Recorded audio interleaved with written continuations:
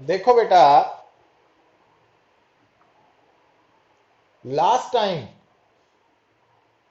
ਅਸੀਂ ਇੱਕ special case discuss ਕਰ ਰਹੇ ਹਾਂ ਜੋ ਅਸੀਂ ਐਕਸਪਲੇਨ ਕਰ ਸਕਦੇ ਹਾਂ on the basis of law of conservation of linear momentum. ਉਹਦੇ ਚ ਆਪਾਂ ਕੀ ਅਸਿਊਮ ਕੀਤਾ ਸੀਗਾ ਕਿ ਸਪੋਜ਼ देयर बी एक प्लैंक है हॉरिजॉन्टल फ्रिक्शनलेस सरफेस ਤੇ लाई कर रहा है और उस प्लैंक का मास अपना मास है कैपिटल एम और उस प्लैंक के ऊपर जो परसन खड़ा वा एक एंड के ऊपर ਉਹਦਾ मास है स्मॉल एम। ਹੁਣ अगर वो परसन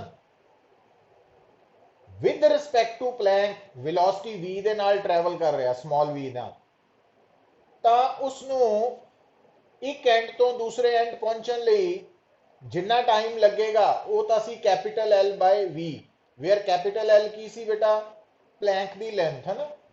तो उन्ने टाइम च जो वो person over the plank move करता होया एक एंड तो दूसरे एंड पहुंचया सी ए टू बी तो उन्ने चिर च जिहड़ा प्लैंक है वो ऑपोजिट डायरेक्शन दे विच शिफ्ट हो गया। कितना शिफ्ट होया एक्स। तो उस एक्स की वैल्यू तुसी कितना निकाल सकते हैं बेटा। तो आ जी एक्स की वैल्यू है तो इस फार्मूला के अकॉर्डिंगली जो v है उसकी वैल्यू आप निकाली हुई है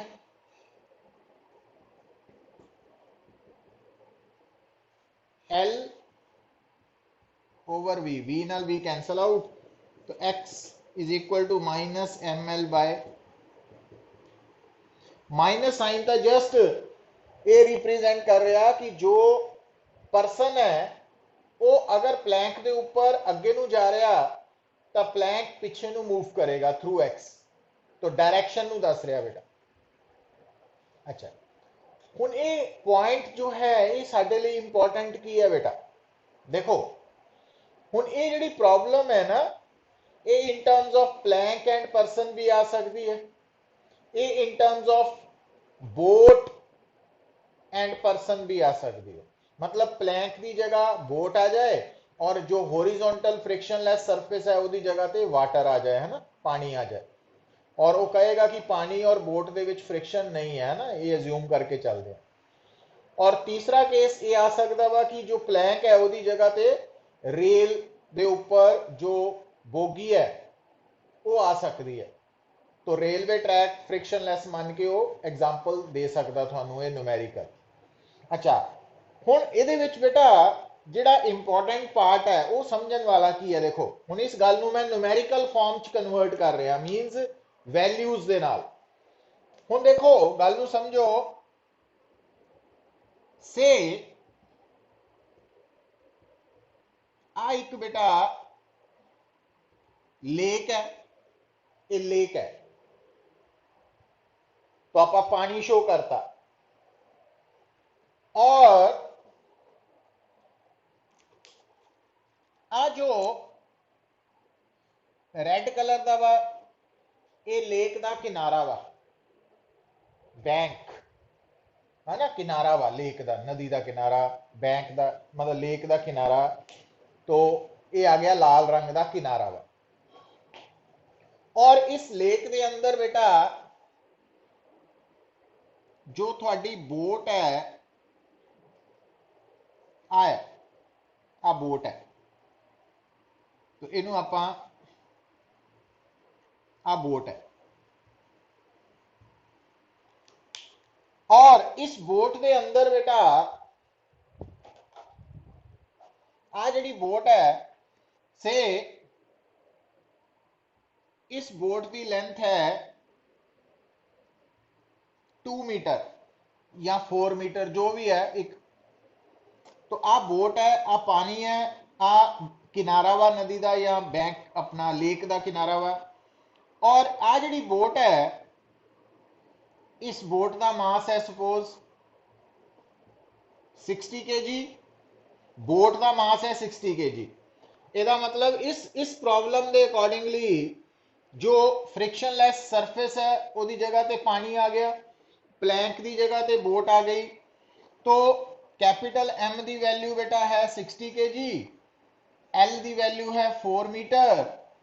हुण वो तुहानू कहंदा कि इस बोट के अंदर इस किनारे ते एंड ते आ है स्टर्न पॉइंट ए ते तो इत्थे एक पर्सन बैठा होया ना, आ वाला पर्सन, इसका मास है सपोज 40 kg। पर्सन कह लो, चाइल्ड कह लो, है ना, एक क्वेश्चन आप फॉर्म कर रहे हैं।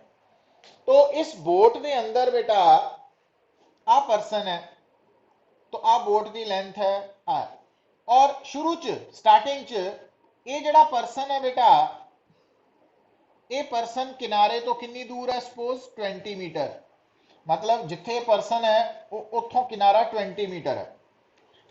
हुन ये पर्सन इस बोट के अंदर मूव कर रहा बेटा।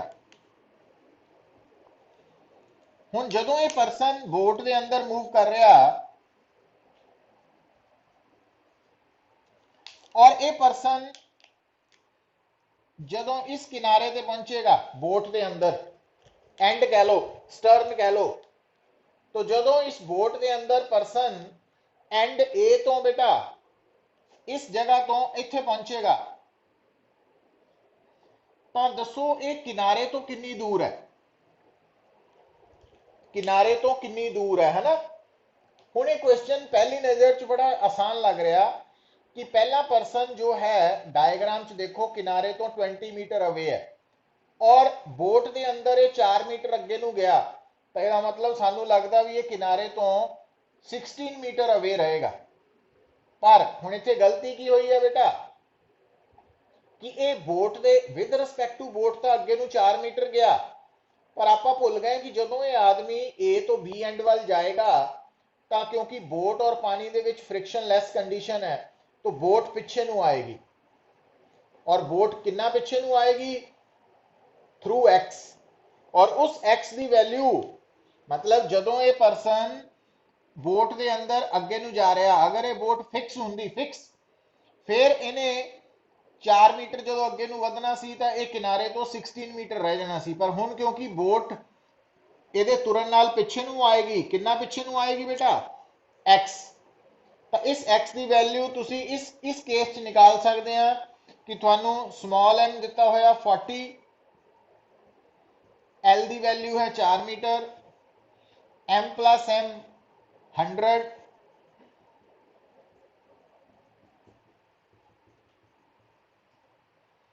तो ਜਿਹੜੀ बोट है वो पिछे ਨੂੰ जाएगी 1.6 मीटर। तो ਹੁਣ बेटा ਜਦੋਂ अगर बोट फिक्स होंगी तो इस आदमी ने ए एंड तो बी एंड तक पहुंचते जो पहुंचना सी, तो ये किनारे तो डिस्टेंस 16 मीटर रह जाना सी, पर क्योंकि बोट भी ऑपोजिट डायरेक्शन च डिस्प्लेस हुई है 1.6 मीटर, तो यदा किनारे तो फाइनल डिस्टेंस कितना होएगा, 16 मीटर नहीं होएगा, तो 1.6 ऐड हो गया ना ये, तो क्योंकि बोट इनू होर पिछे नू लै गई है किनारे तो कितना, ये बोट के अंदर 4 मीटर किनारे की तरफ गया सी, ते बोट इनू 1.6 मीटर दूर लै गई किनारे तो, ਇਹਦਾ मतलब ਇਹਦਾ इफेक्टिव डिस्टेंस फ्रॉम बैंक कितना आएगा, 16 plus 1.6 is equal to 17.6 metre, मतलब ये राइट आंसर आएगा ना। पर आप लोग की करते हैं जल्दबाजी च या कंसैप्ट की क्लैरिटी ना होने करके असी आंसर 16 मीटर नू टिक कर देंगे, वो गलत हो जाएगा। तो इस तरीके दे नाल तुसी ये प्रॉब्लम्स नू सॉर्ट आउट करना, सॉल्व करना। और तुसी नोट की कीता कि अगर बेटा कि साडे कोल दो सिस्टम्स है, सॉरी सिस्टम इको ही है, ਉਹਦੇ कंपोनेंट्स दो है, एक जिदा प्लैंक है दूसरा परसन है, तो अगर सानू परसन की velocity with respect to plank दी है, तो आप प्लैंक की velocity with respect to earth निकाल सकते हैं, पर वो फार्मूला किहड़ा यूज होना वा, दिस वन। तो ये सारा कंसैप्ट थानू समराइज करके याद रखना बड़ा इंपॉर्टेंट कंसैप्ट है इत्थे तक। तो मीनस अपने आप दे विच ये इंपॉर्टेंट कंसैप्ट है, और ये बिहाफ से प्रॉब्लम करते वक्त असी आम तौर पर कन्फ्यूज हो जाने हैं। अगर सानू ये गल हुण जिद्दां हुण अगर समझ लग गया कंसैप्ट, पर इनू अगर याद नहीं रख पाने तो प्रॉब्लम आएगी सानू, है ना, इन फ्यूचर। तो इनू याद रखना भी, ये कंसैप्ट भी असी सैपरेटली स्टडी किया। तो इत्थे तक दसो यथार्थ,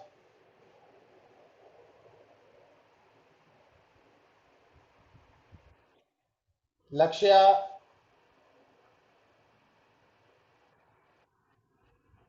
अंकुश,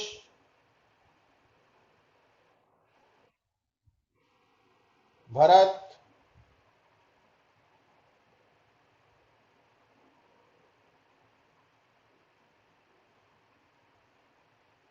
साहिल,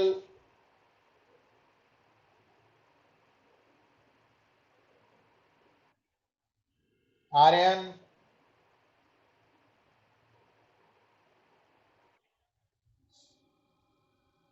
समूहन, नवनीत,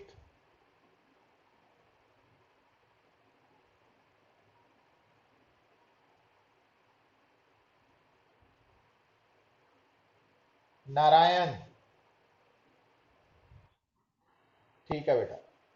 तो हुण देखो नेक्स्ट बेटा जो law of conservation of linear momentum ते बेस्ड कंसेप्ट है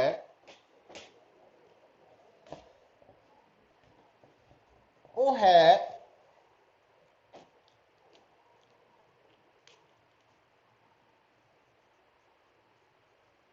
एक्सप्लोजन ऑफ ए बॉम्ब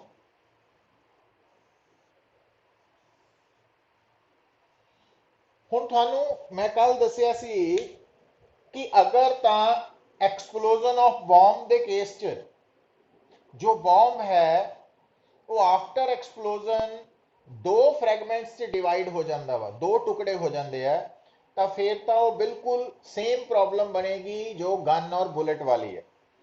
पर अगर बेटा होना थी आप सैपरेटली करन लगे हैं तो ये असी की देखना वा कि 3 फ्रैगमेंट्स, 3 फ्रैगमेंट्स है।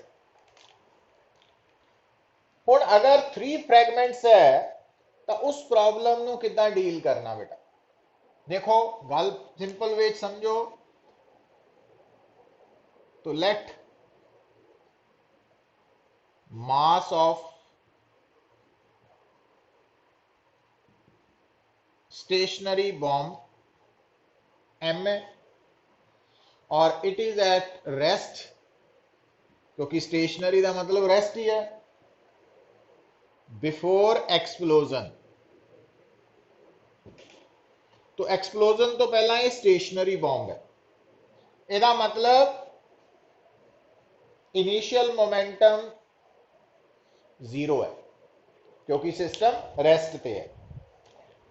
तो आफ्टर एक्सप्लोजन, ये बिफोर एक्सप्लोजन है बेटा, तो आफ्टर एक्सप्लोजन सपोज वो थानू कहंदा कि इसके 3 फ्रैगमेंट्स बन गए। हुण अगर इन्हां दे 3 फ्रैगमेंट्स बन गए है बेटा, हुण वो जिहड़े 3 फ्रैगमेंट्स है ध्यान दिओ उन्हां दे बारे आफ्टर एक्सप्लोजन जिहड़े 3 फ्रैगमेंट्स है उन्हां दे मासेस की है, बराबर है कि डिफरेंट है, कि तिन्नां विचों 2 दे मासेस बराबर है कि अलग है। मतलब ये सारा कुछ थानू पर्टिकुलर प्रॉब्लम दी स्टेटमेंट तो मिलेगा, उन्होंने ध्यान नाल पढ़ना। ये आप जनरल गल करन लगे हैं कि मान लो आफ्टर एक्सप्लोजन इस बॉम्ब के 3 फ्रैगमेंट्स हो गए M1 M2 M3। तो बेटा अगर आफ्टर एक्सप्लोजन इसकी मोमेंटम है P1, यदि है P2 और यदि है P3,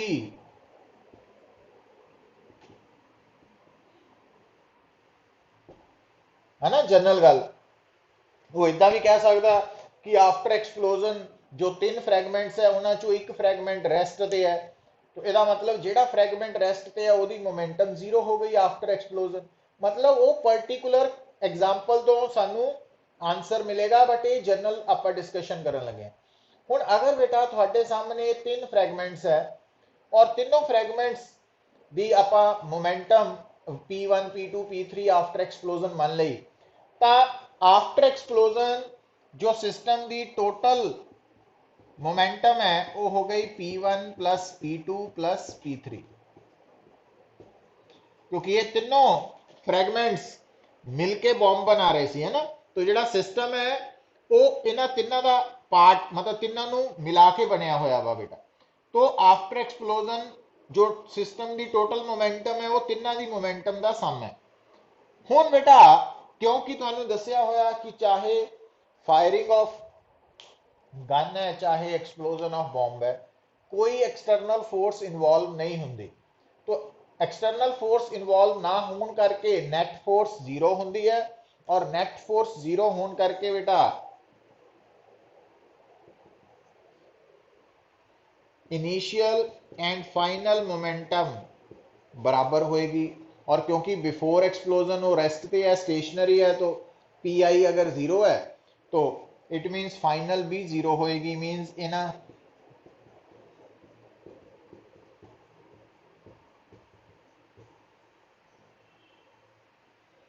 दिस वन। हुण इस गल नूं, इस रिजल्ट नूं याद रखो, आ गया। हुण इत्थों बेटा आ जिहड़े तीन फ्रैगमेंट्स है, इन्हां विचों किसी एक फ्रैगमेंट दी मोमेंटम बाकी दो फ्रैगमेंट्स दी टोटल मोमेंटा दा इक्वल बट ऑपोजिट होएगी, है ना।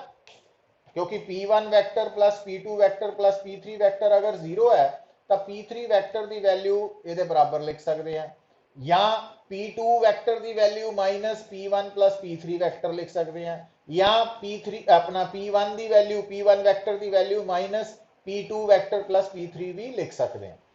तो यदा मतलब थानू की समझ होनी चाहिए है कि अगर तीन फ्रैगमेंट्स बने हैं तो एक फ्रैगमेंट की जो मोमेंटम है ना, ਉਹਦਾ मैग्नीट्यूड बाकी दो दी मोमेंटम दे वैक्टर सम दे मैग्नीट्यूड दे बराबर होएगा, ते डायरेक्शन ऑपोजिट होएगी। हुण ध्यान दियो बेटा, जेड़ा P3 है, P3 है, ਇਹਦੀ वैल्यू, ਇਹਦਾ मैग्नीट्यूड कितना निकालना, अंडर रूट। हुण आ दो जेड़े है दो वैक्टर्स, तो a square plus b square plus 2ab cos theta.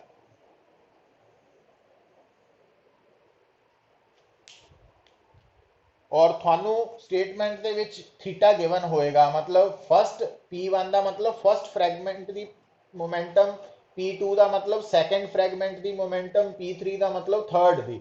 तो अगर वो कहे कि आफ्टर एक्सप्लोजन जो फर्स्ट एंड सेकंड फ्रैगमेंट्स है वो आपस दे विच 60 डिग्री ते है, या 90 डिग्री ते है, या 120 डिग्री ते है, तो वो अकॉर्डिंगली थीटा सिलेक्ट हो जाएगा, है ना। तो मतलब इस तरीके नाल इत्थे वैक्टर कंसैप्ट भी इन्वॉल्व हो गया थानू, तो वो समझ होनी चाहिए, है ना। तो वो आपां विद न्यूमेरिकल्स सॉल्व करांगे जदों हुण आपां ये कंसैप्ट नू खत्म करन तो बाद फिर न्यूमेरिकल्स ते कंसनट्रेट करना ये सारे कंसैप्ट से।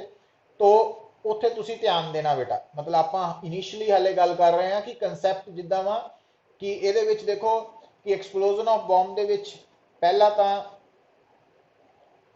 Law of conservation of linear momentum involve हो गया, फिर वेक्टर कंसेप्ट आ गए, ठीक है। तो वेक्टर कंसेप्ट पे अगर होल्ड होएगी तो एक रिजल्ट्स निकालने थोड़े लिए ईजी हो जाएंगे। मतलब ये नहीं है कि आप P3 की वैल्यू P1 प्लस P2 की सिंपल सम तो कर सकते हैं, इदा नहीं है, वैक्टर एडिशंस है, तो वो अकॉर्डिंगली तुसी आंसर्स करने हैं। तो हुण बेटा ये तो सी एक्सप्लोजन ऑफ ए बॉम्ब ਜਦੋਂ तीन फ्रैगमेंट्स होंगे है ना, तो इनू आप इत्थे रुक जाने हैं। हुण देखो, हुण इहदा मैं एक्सप्लोजन ऑफ बॉम्ब 3 फ्रैगमेंट्स दा स्पैशल केस अगर लईए, स्पैशल केस, तो स्पैशल केस के बारे डिस्कस करन लगे जनरल सी।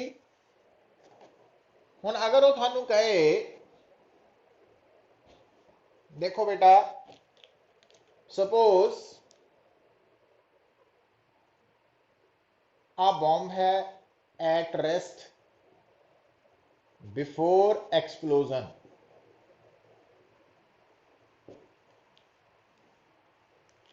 तो इट मीन्स पी आई था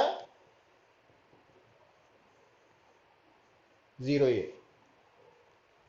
हुण वो कह रहा थानू कि आफ्टर एक्सप्लोजन ये तीन फ्रैगमेंट्स हो गए बेटा, और तिन्ना विचों जिहड़े दो फ्रैगमेंट्स है वो तो एक दूसरे के परपेंडिकुलर है।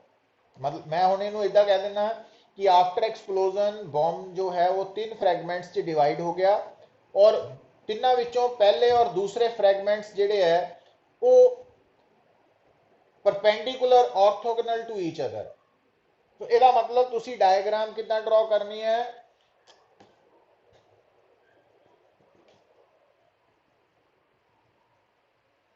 ਤੁਸੀਂ ਇਹਨੂੰ x एक्सिस मान लिया, इसनू y एक्सिस मान लिया। तो ਤੁਹਾਡੇ ਜਿਹੜੇ दो फ्रैगमेंट्स है m1 m2, तो ਇਹਨਾਂ ਦੀ मोमेंटम आ हो गई। ਹੁਣ ਉਹ ਤੁਹਾਨੂੰ ਕਹੇਗਾ कि थर्ड फ्रैगमेंट की मोमेंटम निकालो, मैग्नीट्यूड भी निकालो, डायरेक्शन भी निकालो। ਹੁਣ बेटा तुसी डायरेक्शन और मैग्नीट्यूड कितना निकालोगे थर्ड मोमेंटम का, फ्रैगमेंट का मोमेंटम का? तो थोड़े सामने फार्मूला लिखा होया। तो हुण P3 का मैग्नीट्यूड तो आ जाएगा under root a square plus b square plus 2ab cos 90, क्योंकि इन्होंने दोनों 90 डिग्री एंगल है। तो लास्ट टर्म तो जीरो हो गई, तो थोड़ा मैग्नीट्यूड तो आ बन जाएगा। हुण डायरेक्शन दसनी है ना। हुण जिहड़ा बेटा आ दो वैक्टर्स का सम है, तो इसका रिजल्टेंट कितना निकल सकता है पैरेललोग्राम लॉ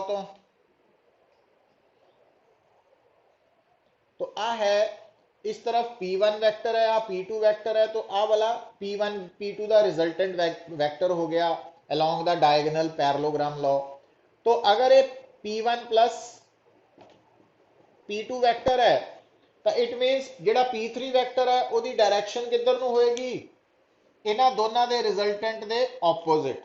मतलब थोड़ी जिहड़ी आंसर आना वो आ है, तो आ है P3 की डायरेक्शन, आ डायरेक्शन। तो हुण बेटा हुण इत्थों तुसी एंगल निकाल सकते हैं थीटा, इनू थीटा ना कह के अल्फा कह लो। तो आ जिहड़ा अल्फा वा, तो आ अल्फा बराबर है, ठीक है। तो अल्फा की value perpendicular tan alpha is equal to perpendicular over base. तो बेस आ गया थोड़ा P1, परपेंडिकुलर है P2, है ना। तो रेशो लैके सारा कुछ कर सकते हैं। मतलब कहना कि ये जिहड़ियां प्रॉब्लम्स है ये थानू देखने नूं तो बड़ियां डिफरेंट महसूस होणगियां बेटा, पर तुसी नोट करोगे कि ओवरऑल कंसैप्ट्स लिमिटेड है। तो अगर कंसैप्ट्स पकड़ च आ गए तो असी इन्हां डिफरेंट प्रॉब्लम्स नूं ईजी वे च सॉर्ट आउट कर सकते हैं, सॉल्व कर सकते हैं। तो ये तो सी एक्सप्लोजन ऑफ बॉम्ब के बारे है ना। हुण आपां पहला एक होर टॉपिक कंप्लीट कर लईए, दैट इज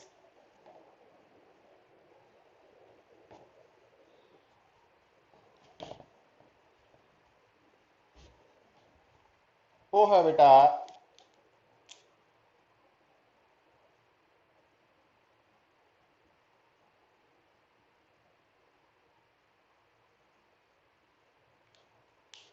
रॉकेट प्रोपल्शन। जो बेटा रॉकेट है, हम ध्यान देना, तो वो चाहे रॉकेट है जो आर्टिफिशियल सैटेलाइट्स नू उन्हां दे ऑर्बिट्स दे विच सैट करन लई यूज कीते जांदे हैं, चाहे वो रॉकेट है जो असी दिवाली नू आतिशबाजी चलाने हैं। तो रॉकेट जो है वो सेम प्रिंसिपल है दोनों का। रॉकेट जो है उसका प्रिंसिपल है law of conservation of linear momentum, law of conservation of linear momentum. हुण देखो बेटा गल नूं समझो, हुण आपां इस टॉपिक नूं अगर शुरू कर रहे हैं, तो देखो कि जो law of conservation of linear momentum है उसके अकॉर्डिंगली अगर किसी भी सिस्टम के ऊपर अगर एक्सटर्नल फोर्स नहीं भी लग रही है ना, तो अगर वो सिस्टम जो है, गल नूं समझो पुत, तो उस सिस्टम की टोटल लीनियर मोमेंटम कांस्टेंट रहेगी।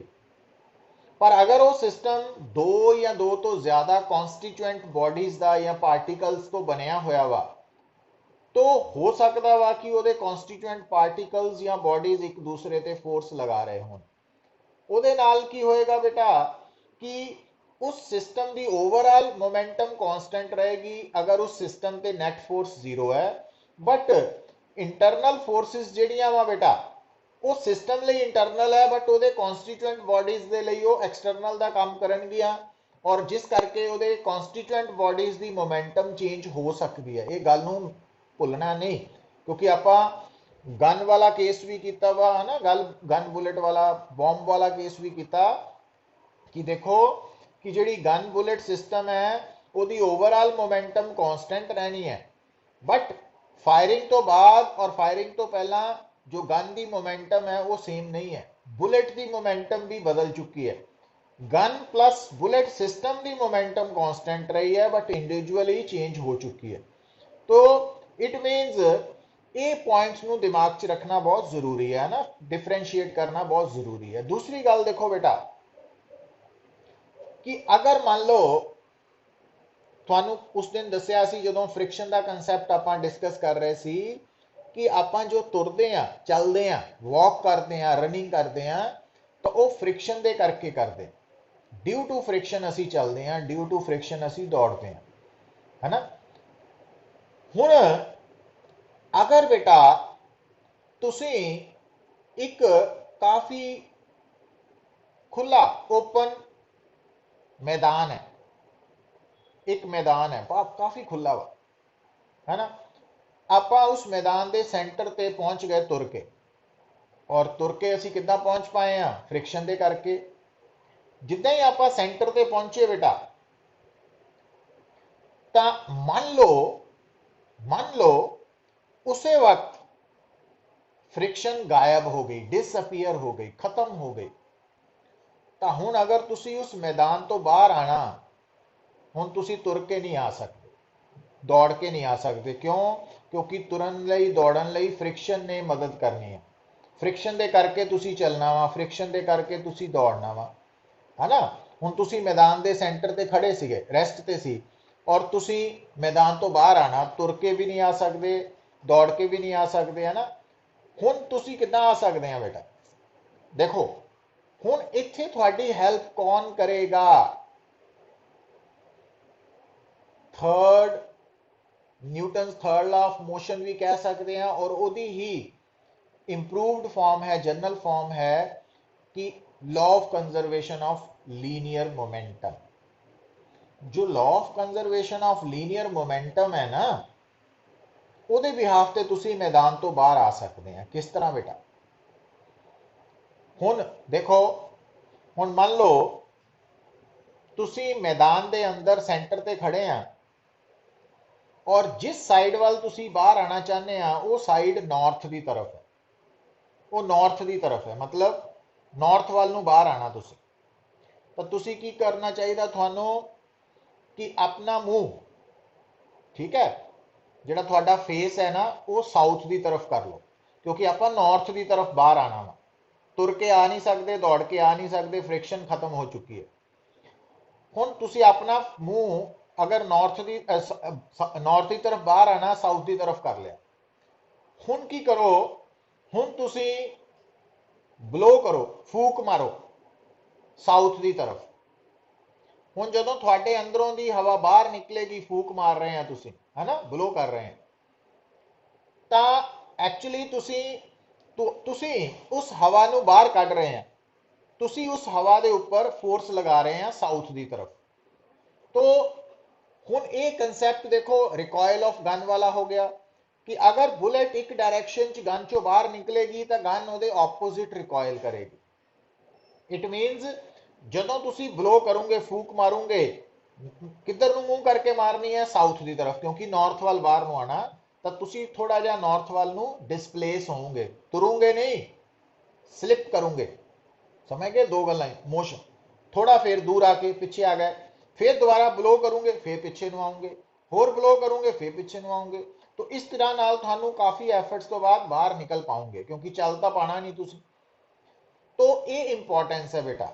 हुण इहदे च तुसी इदां भी कर सकते हैं कि सपोज कि तुहाडे सामने जिथे तुसी खड़े आ, है ना, उत्थे काफ़ी चीज़ां बिखरियां पईयां वा, मान लो छोटे छोटे पत्थर बिखरे है, तो तुसी ब्लो करन दी जगह की कर सकते हैं कि साउथ वाल नूं मूव करके जिहड़ा हत्थ च पत्थर चक्या और उस पत्थर नूं साउथ की तरफ थ्रो करना। हुण वो पत्थर फिर लाइक बुलेट हो गया। हुण जदों तुसी बुलेट नूं थ्रो करोगे साउथ की तरफ, तो रिकॉयल वेलोसिटी तुहाडी बॉडी नूं किधर नूं मिलेगी? नॉर्थ की तरफ, तो तुसी नॉर्थ की तरफ शिफ्ट करोगे। तो इस तरीके दे नाल असी उस फ्रिक्शनलैस सरफेस तो बाहर आ सकते हैं बाय यूज मतलब by using law of conservation of linear momentum. और लीनियर मोमेंटम एक जर्नल फॉर्म है, न्यूटन्स थर्ड लॉ एक पर्टिकुलर केस ਹੁੰਦਾ बेटा। और दोनों तो एक दूजे ਨੂੰ ਅਸੀਂ ਡਿਰਾਈਵ ਕਰ ਸਕਦੇ ਹਾਂ। ਜਿਸ ਤਰ੍ਹਾਂ ਤੁਸੀਂ ਨੋਟ ਕਰ ਲਓ बेटा कि दोनों तो आप एक दूसरे ਨੂੰ ਕਿੱਦਾਂ ਡਿਰਾਈਵ ਕਰ ਸਕਦੇ ਹਾਂ। देखो कि आप कहने हैं ना कि F12 आ देखियो ਹੁਣ ਇੱਥੇ ਅਸੀਂ ਮੰਨ ਕੇ ਚੱਲਦੇ ਹਾਂ कि ਸਾਡਾ सिस्टम जो है वो आइसोलेटेड सिस्टम है। तो सिस्टम आइसोलेटेड है बेटा,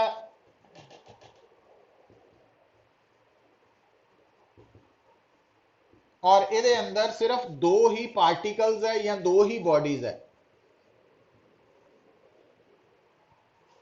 ये आइसोलेटेड सिस्टम दो बॉडीज का या दो पार्टिकल्स तो मिलके बनया वा। हुन बेटा हुन ये दोनों बॉडीज एक दूसरे ते फोर्स लगा रही हैं। F12 का मतलब है force experienced by body 1 due to body 2, और F21 का मतलब है force experienced by body 2 due to body 1। और ये न्यूटन थर्ड लॉ के अकॉर्डिंगली दोनों फोर्सेस इक्वल बट ऑपोजिट होनी है। जिन्नी 1 ने 2 ते लगानी या 2 ते 1 ने लगानी equal but opposite according to Newton third law. तो ये न्यूटन थर्ड लॉ है थोड़ा। हुन बेटा क्योंकि ये फोर्स लग रही है फर्स्ट बॉडी ते, तो इस फोर्स ने फर्स्ट बॉडी की मोमेंटम नु चेंज कर देना। तो किहने दसिया? न्यूटन सेकंड लॉ ने। F is equal to dp by dt। हुन क्योंकि आ वाली फोर्स बेटा फर्स्ट बॉडी ते लग रही है, तो फर्स्ट बॉडी की मोमेंटम चेंज हो रही है, और आ वाली फोर्स सेकंड बॉडी ते लग रही है, तो सेकंड की मोमेंटम चेंज हो रही है नाल नेगेटिव। हुन इन्हां नूं एक साइड ले आओ।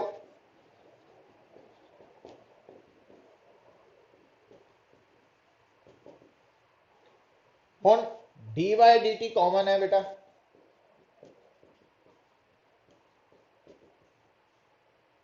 हुन आ जिहड़ी टर्म है क्योंकि थोड़ा सिस्टम दो बॉडीज का या पार्टिकल्स का बनया, तो अगर यदि मोमेंटम P1 है यदि P2 है, तो तुसी की नोट कर रहे हो बेटा टोटल मोमेंटम सिस्टम की कितनी होएगी? P1 plus P2। तो हुन P1 प्लस P2 दा मतलब है सिस्टम की मोमेंटम, और आइसोलेटेड सिस्टम की मोमेंटम dp बाय dt अगर जीरो है तो p कांस्टेंट है। तो आ रिजल्ट असी ऑब्टेन किया न्यूटन थर्ड लॉ तो। ठीक है। और जे उल्टा चल जाओगे तब law of conservation of linear momentum तो थर्ड लॉ भी आ गया भी। आप मान लिया साडा आइसोलेटेड सिस्टम है तो ओदी मोमेंटम कांस्टेंट है। इट मीनस अगर आप इनू डिफरेंशिएट करांगे, ये पहला स्टेप, फिर इत्थे तो दोनों साइड नू डिफरेंशिएट करांगे तो जीरो।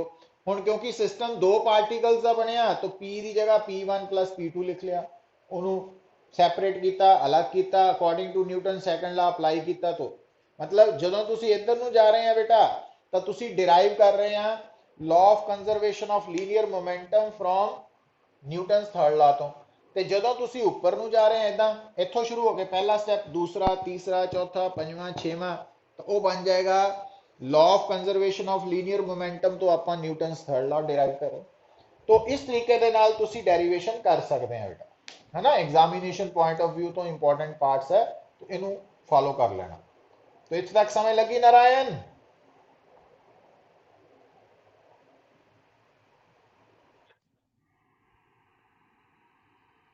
समूहन, यथार्थ, लक्ष्य, आर्यन,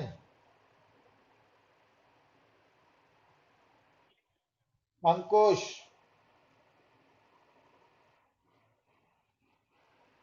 नवनीत,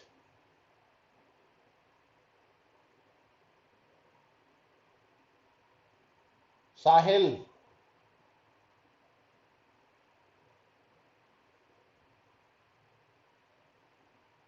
भरत,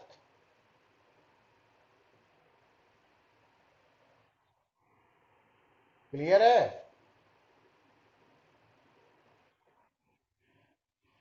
चलो हुण देखो कि आपां गल करन लगे हां रॉकेट प्रोपल्शन बारे बेटा।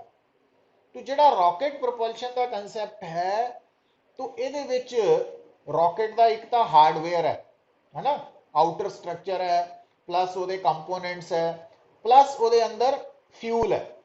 तो ਜਿਹੜਾ फ्यूल है ना, वो नॉर्मली रॉकेट के किसी भी रॉकेट के ਵਿੱਚ ਉਹਦੇ टोटल मास का 2/3 फ्यूल ही ਹੁੰਦਾ ਵਾ।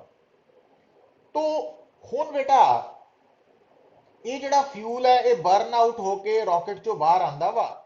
तो ये उदा ही है जिस तरह ना तुसी गल नूं समझ गए हाँ कि थानू मैं एक एग्जाम्पल दी है कि अगर मान लो तुसी एक ओपन फील्ड के सेंटर च जाके खड़े हुए और तुसी देखा कि फ्रिक्शन गायब हो चुकी है, तो बाहर आना वा। तो हुण उत्थे असीं law of conservation of linear momentum के अकॉर्डिंगली या तो अपने आले दुआले जो चीज़ां वा है ना, वो ऑबजैक्ट्स नूं चक के थ्रो करिए तो असीं उल्ट पासे नूं मूव करांगे।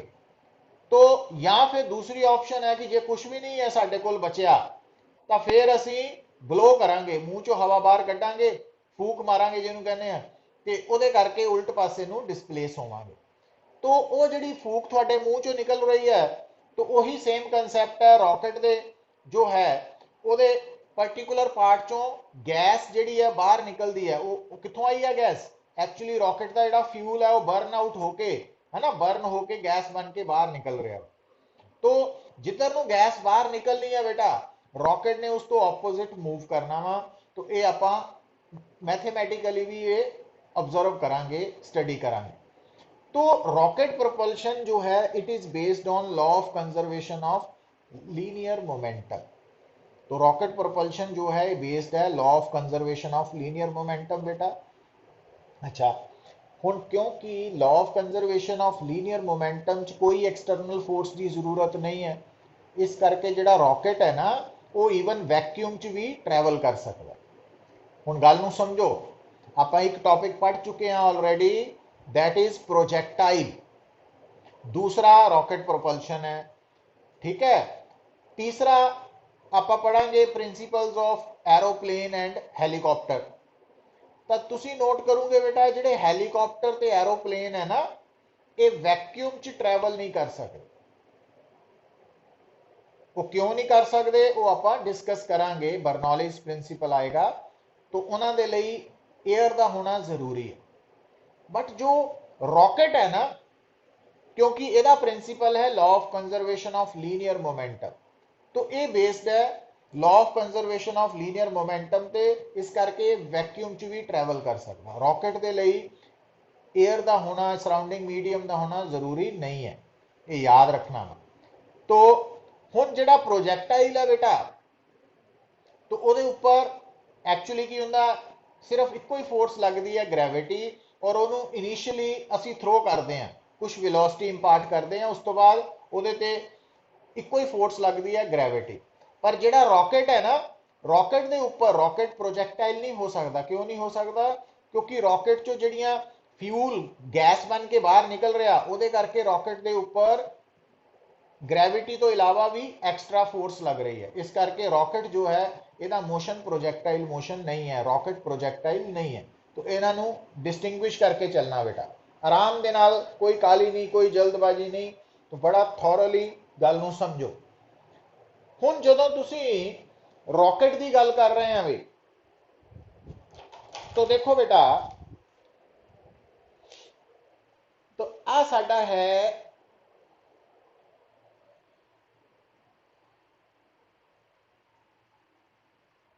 Rocket.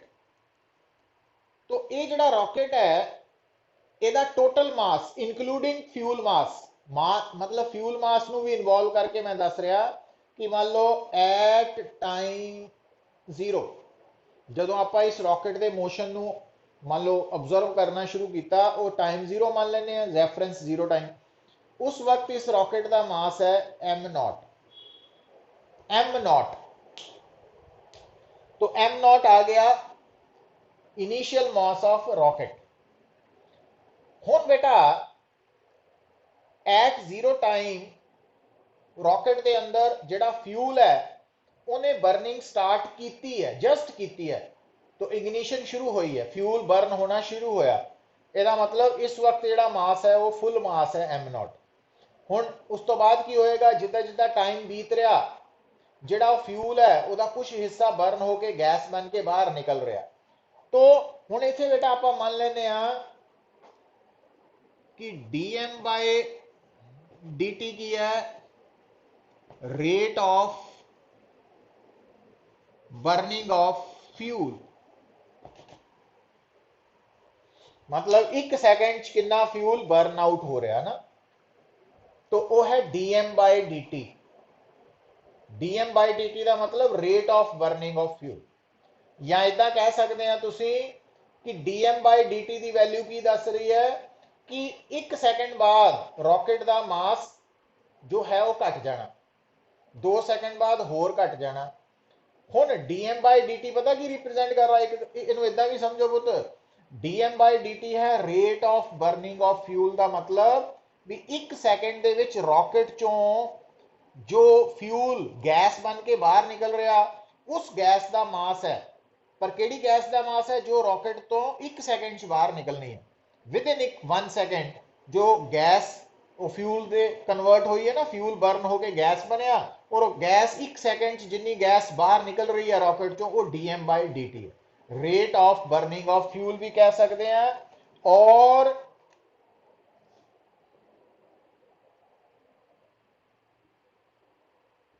Rate of exhaust gases भी ਜਿਹੜੀਆਂ गैसेस बाहर निकल रही वा वो किस रफ्तार नाल बाहर आ रही है ना, तो एक सेकंड दे विच जिन्नी गैस बाहर आ रही है रॉकेट चो वो dm बाय dt है।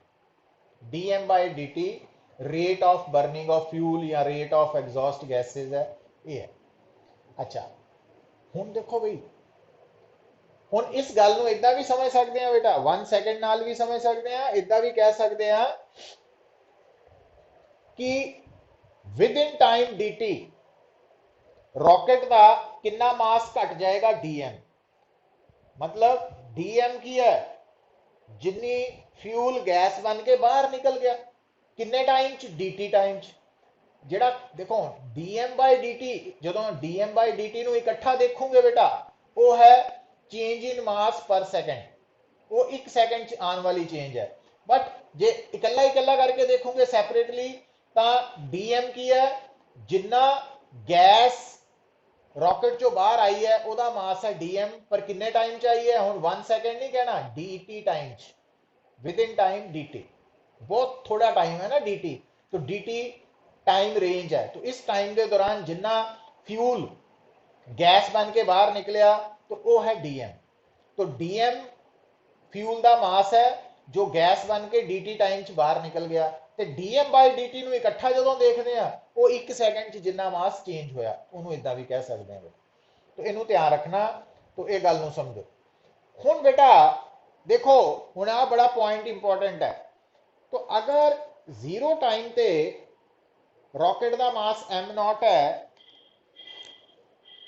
तो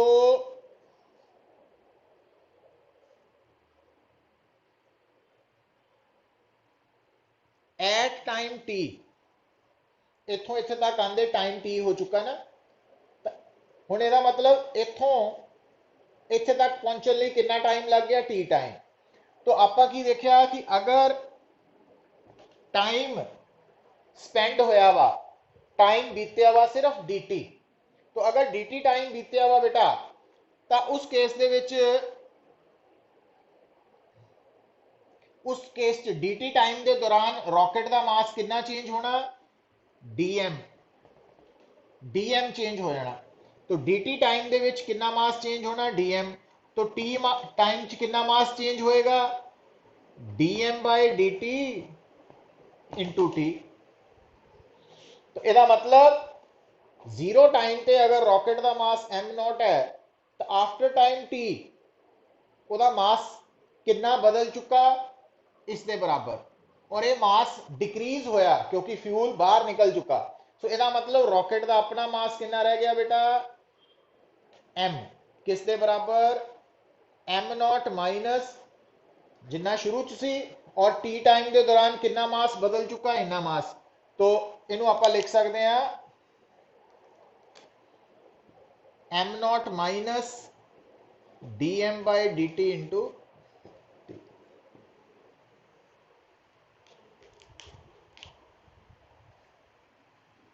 तो ध्यान दियो बेटा, ये बड़ा इंपॉर्टेंट केस है कि रॉकेट जो है अगर ओदा शुरू च मास है एम नॉट, तो आफ्टर टाइम टी ओदा मास कितना रह चुका, सिर्फ एम। हुण एम और एम नॉट की रिलेशन है भी जिन्ना मास शुरू च सी और जिन्ना टी टाइम च मास डिक्रीज होया, बेसिकली तो d m by d t into t mass decrease ही होया ना रॉकेट का, तो वो माइनस हो जाना बेटा। तो इट मीनस हुण गल नूं सुनो, अगर तुहानूं वो कवे बेटा, गल नूं ध्यान नाल सुनो, अगर तुहानूं वो कवे कि एक रॉकेट का इनिशियल मास है सपोज 2000 kg, ठीक है, हुण न्यूमेरिकल लिख लो एक, ताकि तुहानूं गल क्लैरिटी हो जाए। लिखो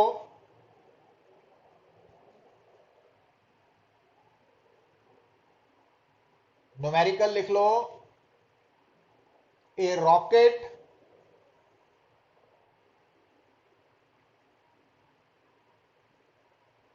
having initial mass 2000 kg is ejecting gases at the rate of 50 kg per second.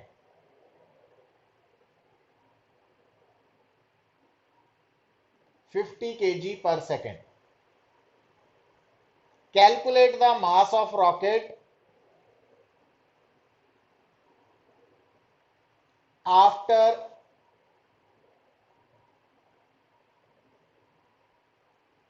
after 10 second, after 10 second. हुण इस केस च बेटा देखो, हुण इस केस दे विच जो एम नॉट है वो है 2000 kg, लिख लो। ते जो d m by d t है वो है 50 kg पर second. D m by d t की वैल्यू है 50 kg पर सेकेंड।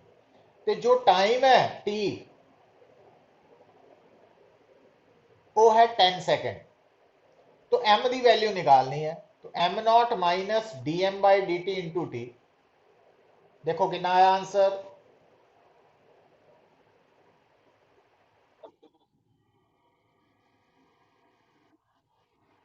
हाँ 1500 kg है ना।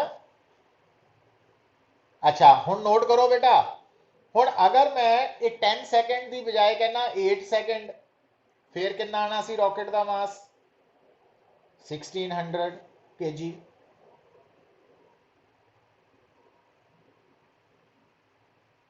अगर मैं कहना 12 सेकेंड, फिर 1400 kg। तो तुसी की नोट करते हैं बेटा भी डिफरेंट टाइम पे रॉकेट का मास डिफरेंट है, रॉकेट का मास सेम नहीं है, डिफरेंट है बेटा, ठीक है। हुण देखो बेटा, हुण गल नूं समझो। हुण हुण एक्चुअली ये जिहड़ा d m by d t है, जो गैसेज है ये इस रॉकेट चों बाहर निकल रही हैं। तो आ गैसेज है, एग्जॉस्ट गैसेज।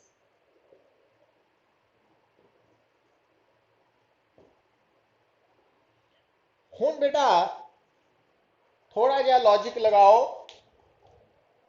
कि एक्चुअली इन्हां गैसेज नूं नीचे नूं इजैक्ट करन लई जो रॉकेट है ਉਹਨੂੰ ਇਹਨਾਂ ਗੈसेस ਦੇ ਉੱਪਰ ਕੀ ਕਰਨਾ ਪੈ ਰਿਹਾ, फोर्स लगानी पै रही है। ਤੇ ਅਕੋਰਡਿੰਗ ਟੂ ਨਿਊਟਨ ਥਰਡ ਲਾ ਇਹ ਜਿਹੜੀਆਂ ਬਾਹਰ ਨਿਕਲ ਰਹੀਆਂ ਐਗਜ਼ੌਸਟ ਗੈसेस ਹੈ ਇਹ ਵੀ ਰॉकेट ਦੇ ਉੱਪਰ फोर्स लगाणगीਆਂ। सो ਇਹਦਾ मतलब फोर्स लगन करके रॉकेट एक्सेलरेट करेगा और एक्सेलरेट करन करके रॉकेट की वेलोसिटी चेंज होएगी, बदलेगी, चेंज होएगी, ठीक है। तो हुण गल नूं समझो पुत्त, तो रॉकेट जिहड़ा वा जिद्दां जदों ਰੌਕਟ ਚੋਂ ਜਦੋਂ ਜਦੋਂ ਤੱਕ ਗੈਸਿਸ ਬਾਹਰ ਨਿਕਲ ਰਹੀਆਂ, ਰੌਕਟ ਦੇ ਉੱਪਰ ਫੋਰਸ ਲੱਗਣ ਕਰਕੇ ਉਹਦੀ ਵੈਲੋਸਿਟੀ ਚੇਂਜ ਹੋਏਗੀ। तो ਹੁਣ देखो बेटा कि मान लो रॉकेट के ऊपर गैस के बाहर निकलन करके जो फोर्स लग रही है उन्हें की किया, इस रॉकेट की हर पल हर मूवमेंट ते हर टाइम ते वेलोसिटी जिहड़ी है वो अगले टाइम नालों बदल देनी है।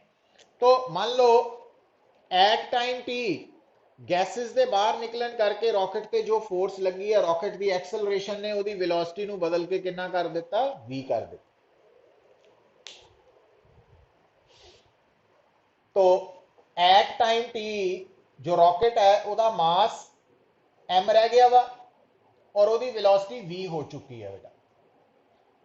हुण देखियो वे, हुण गल नूं बड़ा लॉजिकली देखियो।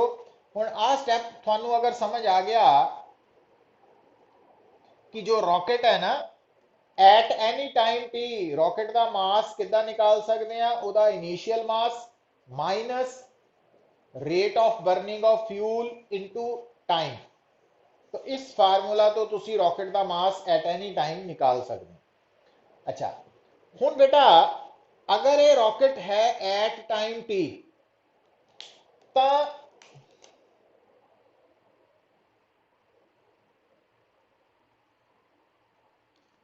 Eight time t plus d t, हुण इत्थों तो इत्थे तक की फर्क आया टाइम का, डी टी टाइम। तो डी टी टाइम च कितना मास बाहर निकलता वा, सिर्फ डी एम। तो हुण देखो इस वक्त मास है एम, तो हुण जदों आ टाइम है टी प्लस डी टी, तो इत्थों नालों इत्थे मास घट चुका, कितना रह गया, एम माइनस डी एम। तो आ जिहड़ा मास है डी एम, ये आ जिहड़ा मास घटिया पुत, ये इत्थे गैस बन के आ चुका बाहर। आ वाला ये गैस है ना, आ वाली गैस जिहड़ी है ये रॉकेट चो किन्ने टाइम च निकली, डी टाइम च निकली है। ठीक है, और ये गैस डी टाइम पहला ये अंदर ही सीगी, इत्थे सीगी, पर हुण इत्थे आ चुकी है। हुण बेटा तुहानूं दस्सिया कि जदों रॉकेट ने गैस इजैक्ट करनी है तो गैस के उपर उन्हें फोर्स लगानी है, according to Newton third law. Eject gases ने भी रॉकेट पे फोर्स लगानी है, और रॉकेट ने एक्सेलरेट करन करके दी वेलोसिटी बदल जानी है ना। मतलब इत्थे जिहड़ी वेलोसिटी है वो इस टाइम नालों अलग होनी है पुत, क्योंकि हर पल ते तां फोर्स लग रही है। तो हुण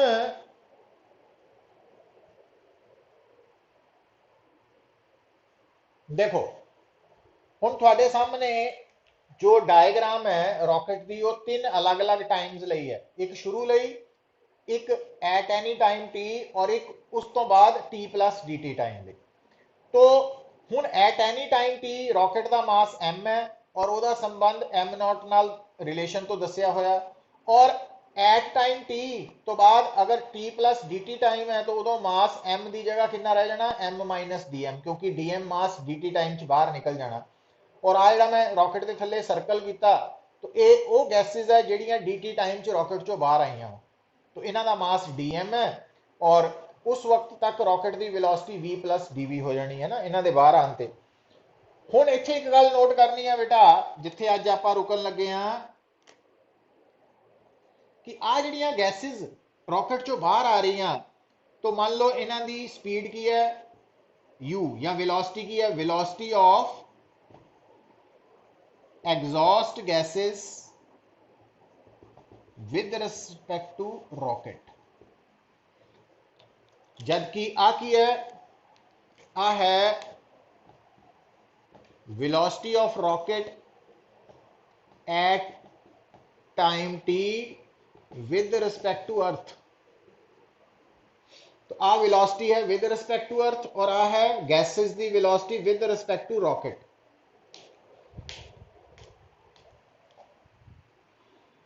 तो ये हुण ध्यान रखना बेटा कि साडे सामने एक रॉकेट है, स्टार्टिंग च उहदा मास है एम नॉट, और आफ्टर टाइम टी उहदा मास एम रह जाना। क्यों? क्योंकि आपां मन्निया वा कि रॉकेट चों जिहड़ा फ्यूल है गैस बन के बाहर निकल रहा किस रेट ते, d m by d T.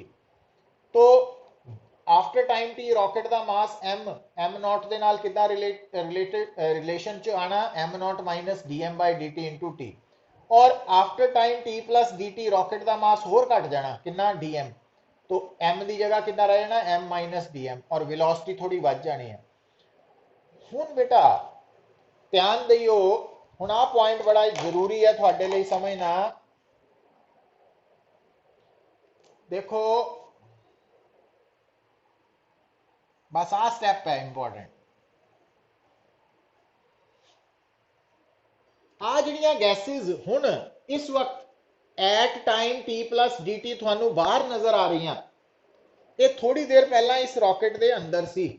मतलब आ जिहड़ा डीएम मास है ये इत्थे सीगा, ये अंदर इंक्लूडेड सी। तो जो ये इस तो अलग होया तो मास एम माइनस डी एम रह गया और ये अलग हो गया डी एम। हुण बेटा इस वक्त मोमेंटम कितनी है, m v at time t. और इस वक्त मोमेंटम कितनी है, हुण मोमेंटम कितनी है बेटा,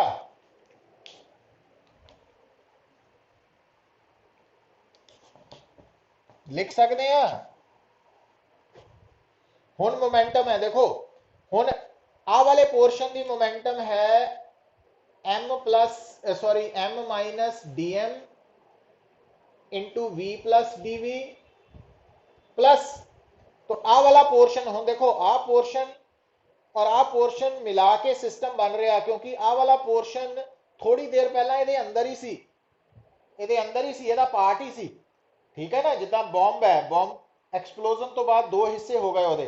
तो आ वाली गैस dt टाइम पहला ये अंदर ही सी, हुण ये तो अलग हो गई है।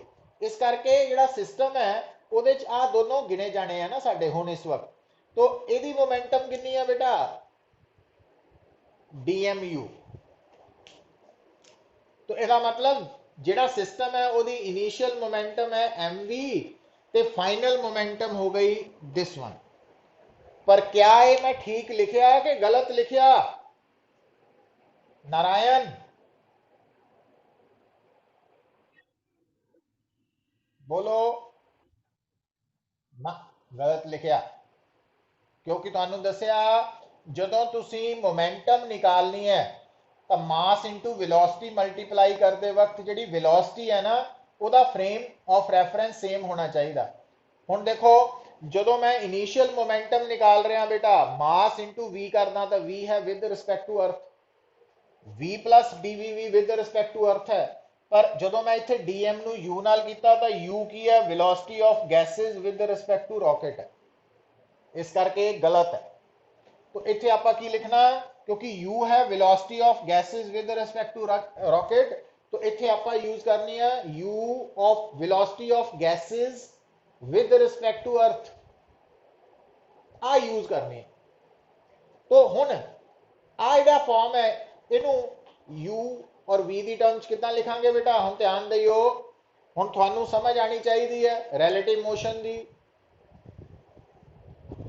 Velocity of gases with respect to earth दी वैल्यू निकालन लई।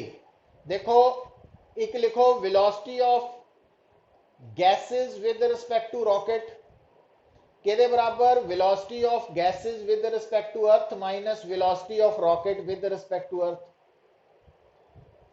हुण तो अपन आ चाहिए ना velocity of gases with respect to earth की होया, ये वेक्टर फॉर्म होंगी बेटा, तो चाहे एरो नहीं भी पाए तो माइंड च रखना वा, तो है ना। तो आ बन जाना यू जी आर माइनस आ माइनस इधर आके प्लस हो गया यू आर ई। हुण आई दी वैल्यू जिहड़ी है यू जी आर दी वैल्यू है ना, velocity of gases with respect to rocket u है और velocity of rocket with respect to earth v है। ठीक है, तो ये आप सबस्टिट्यूट करता है ना ये। हुण बेटा ये वेक्टर फॉर्म है, ये वेक्टर फॉर्म है, ये अंडरस्टूड ही है। तो आप इत्थे जिहड़ा यू जी ई है इत्थे यू प्लस वी लिखना वा। तो इसका मतलब पी एफ की वैल्यू की आ जानी बेटा m minus d m v plus dv plus dm और नाल ब्रैकेट च u प्लस v आना ना, ये ध्यान रखना। तो ये बड़ा इंपॉर्टेंट है, इतने आम तौर पर असी कंफ्यूज हो जाते आ वाला पॉइंट जोड़ा ना। हुण जदों ये सारा कुछ हो गया तो हुण इस स्टैप तो बाद तुसी की करना बेटा, क्योंकि रॉकेट के केस च एक्सटर्नल फोर्स कोई नहीं लग रही है ना, तो मोमेंटम ने कंजर्व रहना। अगर मोमेंटम ने कंजर्व रहना तो it means P I and P F बराबर रहने। हुण पी आई की वैल्यू तो है बेटा एम वी, ते पी एफ की वैल्यू आ लिखो आ वाली m minus d m v plus d v plus d m u plus v. हुण ब्रैकेट ओपन कर लो, तो एम ने ये नाल भी मल्टीप्लाई होना, एम ने ये नाल भी मल्टीप्लाई होना, डी एम ने